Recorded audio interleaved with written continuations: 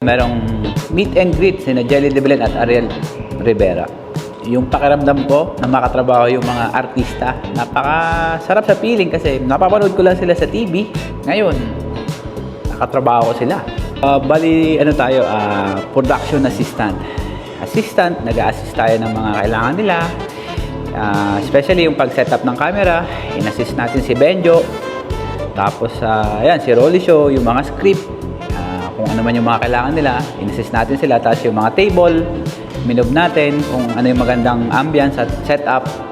At isa pa, yung pag-assist ng mga tao, in-assist din natin si Ate Nets na mag-control ng crowd kasi marami nakapila sa labas.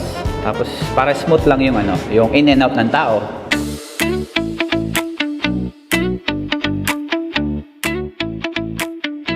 Yung mga natutunan ko sa pamilya nila, una-una yung respetuhan nila sa bawat isa.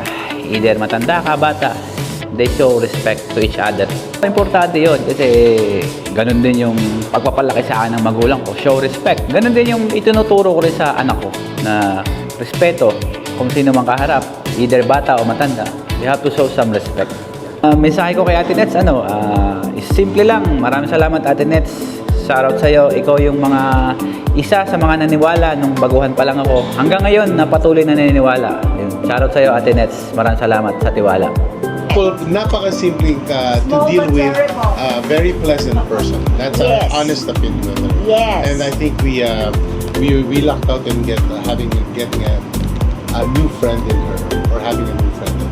True. So we're grateful. We're very grateful actually. It's just like a partnership that we never thought would go this far. Yes. And hopefully, we will go further.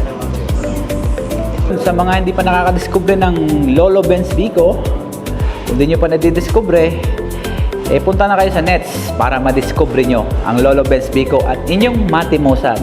Ito na ang Vico na hinahanap-hanap ninyo. A taste of home, a taste of your childhood. It's here, Lolo Benz Vico. Gawa po namin. We have original flavor and langka flavor available sa Nets Cafe sa Wilson and Bathurst. And just message at Lolo Benz Vico sa IG. And meron ba tayong Facebook? Yes. And meron ding Facebook. Or you can call directly to the Or just go to Nets and you can find our Lolo Benz Vico. Sa mga may business dyan, kung gusto nyo magpagawa ng mga commercial, kung kailangan nyo ng mga video, production, pwede nyo kaming i-message. Details on the screen. Ako nga po pala si Paren Jess Vlog, ang inyong aspiring influencer dito sa Toronto, Canada.